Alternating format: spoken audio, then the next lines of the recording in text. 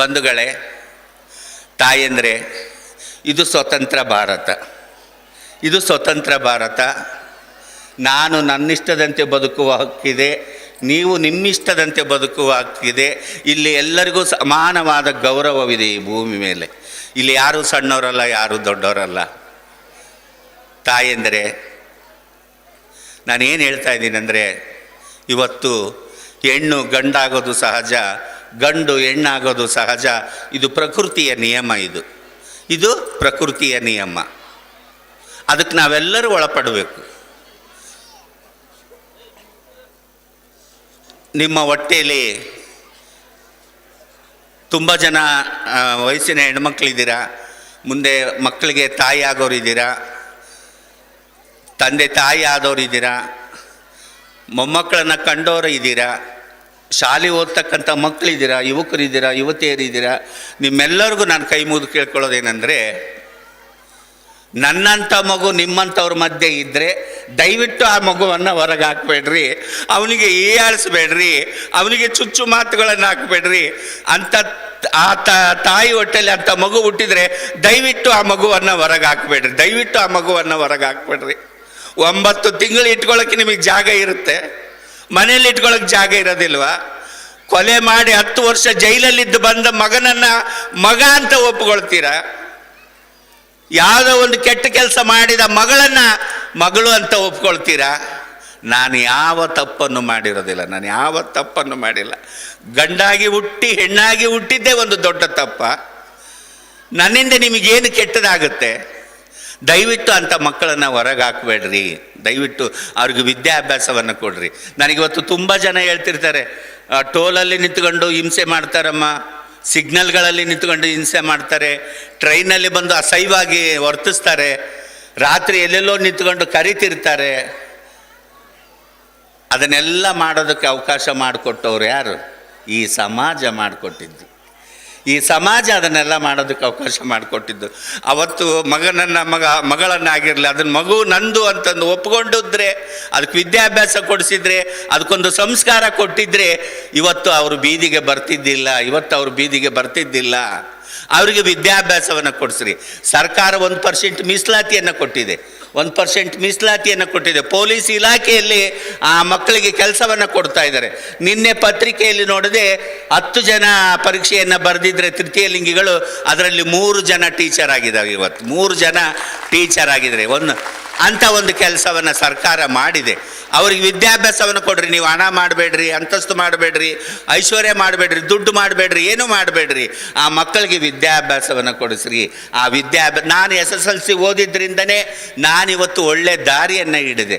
ನನಗೆ ಆ ವಿದ್ಯೆ ಇಲ್ಲಿದ್ದರೆ ನಾನು ಎಲ್ಲೋ ಬಾಂಬೆಗೆ ಹೋಗ್ತಿದ್ದೆ, ಪ್ಲಾಸ್ಟಿಕ್ ಸರ್ಜರಿ ಮಾಡಿಸ್ಕೊತಿದ್ದೆ, ಸೆಕ್ಸ್ ವರ್ಕರ್ ಆಗ್ತಿದ್ದೆ, ಭಿಕ್ಷೆ ಎತ್ತುತ್ತಿದ್ದೆ. ಇಷ್ಟೊತ್ತಿಗೆ ಮಣ್ಣಾಗಿ ಎಲ್ಲಿ ಹೋಗ್ತಿದ್ದೆ, ಎಲ್ಲಿ ಬಿಡ್ತಿದ್ನೋ ನನಗೆ ಗೊತ್ತೇನೇ ಆಗ್ತಿದ್ದಿಲ್ಲ. ನಾನೊಂದು ಸ್ವಲ್ಪ 10ನೇ ತರಗತಿ ತನಕ ಓದಿದ್ದಕ್ಕೆ ನನ್ನ ದಾರಿಯನ್ನು ನಾನು ಹಿಡ್ಕೊಂಡು ಏನಾದರೂ ಮಾಡಿ ನನ್ನನ್ನು ಯಾರು ಸಮಾಜದಿಂದ ದೂರ ಕಳಿಸಿದ್ರೋ, ಯಾರು ಚೀತು ಅಂತ ಕರೆದ್ರು, ಯಾರು ನೀನಿದ್ರೆ ಬಲೆಗೆ ಅಸಹ್ಯ ಅಂತಂದ್ರು, ನೀನಿದ್ರೆ ನನಗೆ ಕನ್ಯೆ ಕೊಡೋದಿಲ್ಲ ಅಂತಂದ್ರು, ನಿನ್ನಿಂದ ನಮ್ಮ ಸಮಾಜಕ್ಕೆ ಕೆಟ್ಟ ಹೆಸರು ಅಂದ್ರು. ನಾನು ಆರ್ಯವೈಶ್ಯ ಕುಲದಲ್ಲಿ ಹುಟ್ಟಿದವಳು. ಆ ಆರ್ಯವೈಶ್ಯ ಕುಲದಲ್ಲೇ ಹುಟ್ಟಿದ್ದು ತಪ್ಪಾಗಿತ್ತು. ನಾನು ದೊಡ್ಡ ಜಾತಿಯಲ್ಲಿ ಇಂಥದ್ದೆಲ್ಲ ಇರಂಗಿಲ್ಲ, ಅದು ಕೆಳವರ್ಗದ ಜನಗಳಿಗೆ ಮಾತ್ರ. ಎಲ್ಲಮ್ಮ ಹುಲಿಗೆಮ್ಮ ಕೆಳವರ್ಗದ ಜನಗಳಿಗೆ ಮಾತ್ರ. ನೀನು ಬೇಕಂತ ಮಾಡ್ತಿ, ಹೆಂಗ್ಸ್ನಂತ ಸುಳಬಾಗ ಮನೆಗೆ ಇರಬೇಡ.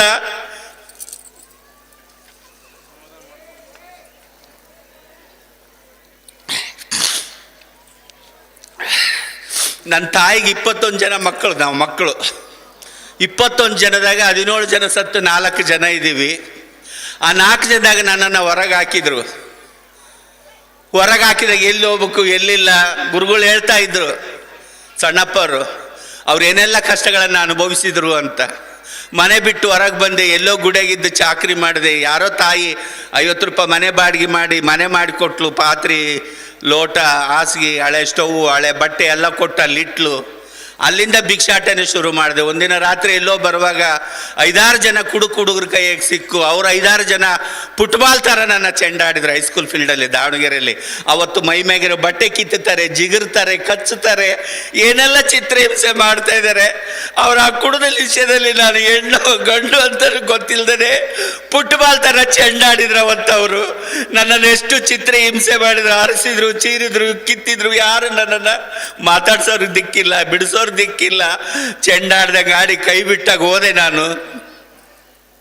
ನನ್ನ ಹತ್ರ ಇದ್ದಿದ್ದು 70 ರೂಪಾಯಿ ದುಡ್ಡನ್ನು ಕಸ್ಕೊಂಡ್ರು, ಮನೆ ಬಾಡಿಗೆಗಂತ ಇಟ್ಟಿದ್ದ ದುಡ್ಡು. ಅದನ್ನೆಲ್ಲ ಕಸ್ಕೊಂಡು ಬಟ್ಟೆ ಹರಿದು ನಾನು ಮನೆಗೆ ಹೋದೆ.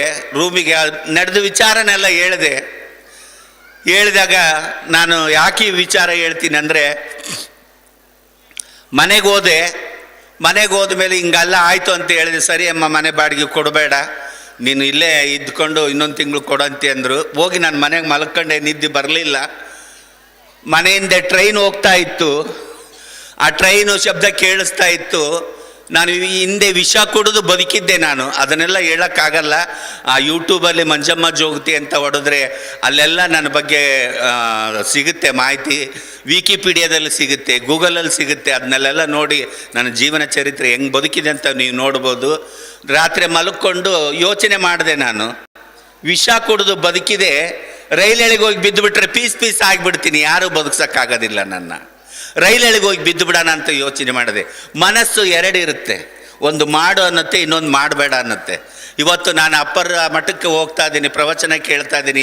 ಮಂಜಮ್ಮ ಜೋಗತಿಯರು ಬರ್ತಾ ಇದ್ದಾರೆ, ಶರಣರು ಬರ್ತಾ ಇದ್ದಾರೆ ಅಂತ ನೀವು ನಂಬಿಕೆ ಇಟ್ಕೊಂಡ್ಬಂದ್ರಿ. ನಾವೆಲ್ಲರೂ ಇಲ್ಲಿ ಬಂದೀವಿ. ಅವ್ರು ಬರ್ತಾರೋ ಬರೋದಿಲ್ಲ ಅಂದ್ರೆ ನಾವು ಯಾರೂ ಬಂದಿರಂಗಿಲ್ಲ. ಇಲ್ಲಿ ನಮ್ಮ ಮನಸ್ಸಿನಂತೆ ಮಹಾದೇವ. ಅವತ್ತು ನನಗೆ ಸಾಯಿ ಅಂತ ಒಂದು ಮನಸ್ಸು ಹೇಳ್ತಿತ್ತು, ಸಾಯಬೇಡ ಅನ್ನಂತ ಒಂದು ಮನಸ್ಸು ಹೇಳ್ತಾ ಇತ್ತು. ಅವಾಗ ಹೌದು, ನಾನು ಸಾಯಬಾರ್ದು, ಇಲ್ಲೇ ಏನಾದರೂ ಬದುಕಿ ಏನಾದರೂ ತೋರಿಸ್ಬೇಕಂತ ಅವಾಗ ಒಂದು ತಂಬಿಗೆ ತುಂಬ ನೀರು ಕುಡಿದು ನಾನು ಸಾಯಕ್ಕೆ ಹೋಗಲಿಲ್ಲ. ಅವತ್ತು ಬೆಡ್ಶೀಟ್ ಹೊದ್ಕೊಂಡು ಮಲಿಕೊಂಡಕ್ಕೆ ಅಂದಿನಿಂದ ಇಂದಿನವರೆಗೆ ಸಾಯೋ ಪ್ರಯತ್ನವನ್ನೇ ಮಾಡಿಲ್ಲ. ಅದಕ್ಕೆ ತುಂಬ ಜನ ಯುವತಿಯರಿದ್ದೀರಿ, ನೀವು ಡಿಗ್ರಿ ಓದ್ತಾ ಇರ್ತೀರಿ, MA MPhil ಮಾಡ್ತಿರ್ತೀರಿ, ಮಾರ್ಕ್ಸ್ ಕಡಿಮೆ ಬಂದು ಫೇಲ್ ಆಗ್ಬೋದು, ತಂದೆ ತಾಯಿ ಬೈಬೋದು, ಅಣ್ಣ ತಮ್ಮಂದಿರು ಬೈಬೋದು. ಆತ್ಮಹತ್ಯೆಗೆ ಮಾತ್ರ ಶರಣಾಗಬೇಡ್ರಿ. ಮಾನವ ಜನ್ಮ ಇದು ಕೊನೆಯ ಜನ್ಮ. ಇರೋ ತನಕ ಒಳ್ಳೆಯದನ್ನು ಮಾಡಬೇಕು, ಒಳ್ಳೆ ಕೆಲಸವನ್ನು ಮಾಡಬೇಕು, ಒಳ್ಳೆ ರೀತಿಯಾಗಿ ಬದುಕಬೇಕು. ನಿಮಗೇನಾದರೂ ಹಂಗೆ ಸಾಯಲೇಬೇಕು ಅಂತ ಅನಿಸಿದಾಗ, ನಾನು ಅವತ್ತೊಂದು ಚೊಂಬು ನೀರು ಕುಡ್ದೀನಿ, ನೀವು ಇವತ್ತು 1 ಲೀಟ್ರ್ ನೀರನ್ನು ಕುಡಿದು 5 ನಿಮಿಷ ಏಕಾಂತವಾದ ಸ್ಥಳದಲ್ಲಿ ಕೂತ್ಕೊಳ್ರಿ. ಮನೆಗಿರೋಕ್ಕಾಗಲಿಲ್ಲ, ಬರ್ರಿ ಇಂಥ ಶರಣಾದಿ ಮಠಗಳಿಗೆ ಬಂದು ಒಂದು 5 ನಿಮಿಷ ಮೌನವಾಗಿ ಶಾಂತಿಯಿಂದ ಕೂತ್ಕೊಂಡ್ಬಿಟ್ರೆ ಮುಂದೆಂದೂ ನೀವು ಸಾಯೋ ಪ್ರಯತ್ನವನ್ನು ಮಾಡೋದಿಲ್ಲ. ತುಂಬ ಜನ ಅಪ್ಪಾಜಿ ತುಂಬ ಜನ ಹೇಳ್ತಿರ್ತಾರೆ, ಗುರುಗಳೇ ನಾವು ನಿಮ್ಮದು ಬೆಳಗ್ಗೆ ಇನ್ನೇನು, ರಾತ್ರಿ ಇನ್ನೇನು ಉರ್ಲಾಕೋಬೇಕಮ್ಮ, ಬೆಳಗ್ಗೆ ಇನ್ನೇನು ವಿಷ ಕುಡಿಬೇಕು, ರಾತ್ರಿ ಮಕ್ಕೊಂಡಾಗ ಏನೋ ಮೊಬೈಲ್ ನೋಡ್ತಾ ಹೋದ್ವಿ, ಯೂಟ್ಯೂಬ್ನಾಗ ನಿಮ್ಮದು ಬಂತು, ನಿಮ್ಮದು ನೋಡಿದ್ಮೇಲೆ ನಿಮ್ಮ ಮಾತುಗಳೇನೋ ಪ್ರೇರಣೆ ಆದವು. ಎಲ್ಲ ವಿಡಿಯೋಗಳನ್ನು ನೋಡಿದ್ನಮ್ಮ. ಅವ್ರು ಗಂಡು ಅಲ್ಲ, ಹೆಣ್ಣು ಅಲ್ಲ, ಹೆಣ್ಣಿಗಾಗಲಾರ್ದಂಥ ಕಷ್ಟಗಳನ್ನು ಅನುಭವಿಸಿದ್ದಾರೆ, ಗಂಡಿಗಾಗಲಾರ್ದಂಥ ಕಷ್ಟಗಳನ್ನು ಅನುಭವಿಸಿದ್ದಾರೆ. ಅವರೆಲ್ಲ ಅಷ್ಟೊಂದು ಅನುಭವಿಸಿ ಇಷ್ಟು ಮಟ್ಟಕ್ಕೆ ಬಂದ ಮೇಲೆ ನಾನ್ಯಾಕೆ ಸಾಯಬೇಕಂತ ನಾನು ನಿರ್ಧಾರ ಬಿಟ್ಟು ಜೀವನ ಮಾಡ್ತಾ ಇದ್ದೀನಮ್ಮ ಅಂತ ಎಷ್ಟೋ ಜನ ನನಗೆ ಫೋನ್ ಮಾಡಿ ಹೇಳಿದ್ದಾರೆ. ಗೂಗಲಲ್ಲಿ ಸರ್ಚ್ ಹೊಡೆದ್ರೆ ನನ್ನ ನಂಬರ್ ಸಿಕ್ಬಿಡುತ್ತೆ ಅವರಿಗೆ. ಎಷ್ಟೋ ಜನ ನನಗೆ ಫೋನ್ ಮಾಡಿ ಹೇಳ್ತಿರ್ತಾರೆ, ನೀವೊಂದು ಪ್ರೇರಣೆ. ನಾನು ಯಾವತ್ತೂ ನನಗೆ ಪ್ರಶಸ್ತಿ ಬೇಕು, ಅಧಿಕಾರ ಬೇಕಂತ ನಾನು ಬದುಕಿದವಳೇ ಅಲ್ಲ. ನಾನು ಅವು ಯಾವ ಬರ್ತಾವಂತ ನಾನು ಬದುಕಿದಾಳಲ್ಲ. ನನ್ನ ಪಾಡಿಗೆ ನಾನು ಬದುಕಿದ್ದಕ್ಕೆ ಅಲ್ಲಿಂದ ಬಂದು ಹುಲ್ಗಿಗೆ ಬಂದೆ. ಸಂಬಂಧಿಕರು ಯಾರ ಕರ್ಕೊಂಡೋದ್ರು, ಅಲ್ಲಿ ಇಟ್ಕೊಂಡ್ರು, ಅಲ್ಲಿ ಕತೆ ಗೀತೆ ಹೇಳ್ಕೊಂತ ಅಲ್ಲಿ ಒಂದು ಸ್ವಲ್ಪ ದಿನ ಜೀವನ ಮಾಡಿದೆ. ದಿನ ಕತೆಗಳು ಎಲ್ಲಿ ಸಿಗ್ತಾವಂತೇಳಿ ಬೆಳಗ್ಗೆ 4-5 kg ಇಡ್ಲಿಯನ್ನು ಮಾಡಿ ಊರಾಗ ಹೋಗಿ ಇಡ್ಲಿ ಚಟ್ನಿ ಮಾರ್ಕೊಂಬರ್ತಿದ್ದೆ. ಸಾಯಂಕಾಲ 5, 6, 7, 3 ಕ್ಲಾಸಿಗೆ ಟ್ಯೂಷನ್ ಹೇಳ್ಕೊಡ್ತಿದ್ದೆ. ನನಗೆ ಅದ್ಭುತವಾದ ಗುರು ಕಾಳವ್ವ ಜೋಗತಿಯವರು ಸಿಕ್ಕರು. ನನಗೆ ಅದ್ಭುತ ಕಂಚಿನ ಕಂಠದ ಕಾಳವ್ವ ಅಂತ ಆಕೆ ಎಲ್ಲಮ್ಮನ ನಾಟಕ ಮಾಡ್ತಿದ್ಲು ಜಾನಪದ ಶೈಲಿಯಲ್ಲಿ. ಅವರು ನನಗೆ ಗುರುಗಳಾಗಿ ಸಿಕ್ಕರು. ಆ ಗುರುಗಳ ಸೇವೆಯನ್ನು ಮಾಡಿದೆ. ಅವರು ಕಾಲಿಂದ ತೋರಿಸಿದರೆ ನಾನು ಕೈಯಿಂದ ಮಾಡಿದೆ.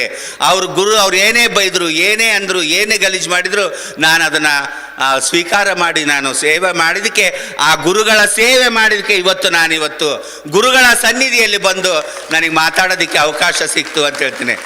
ಶರಣರು ಹೇಳಿದರೆ, ಹರ ಮುನಿದರೆ ಗುರು ಕಾಯಬಲ್ಲ, ಗುರು ಮುನಿದರೆ ಹರ ಕಾಯಬಲ್ಲನೆ.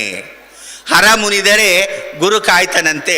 ಅದೇ ಗುರುಗಳು ಮುನಿದ್ರೆ ಶಿವನು ಏನು ಮಾಡೋಕ್ಕಾಗಲ್ಲ. ಹಂಗಾಗಿ ನಿಮ್ಮ ಗುರುಗಳಿಗೆ ನೀವು ಗೌರವವನ್ನು ಕೊಟ್ಟು ಕಾಪಾಡಿಕೊಂಡು ಬರ್ರಿ. ನಮ್ಮಂಥ ಮಕ್ಕಳಿಗೆ ಓದೋದಕ್ಕೆ ಅವಕಾಶ ಮಾಡಿಕೊಡ್ರಿ.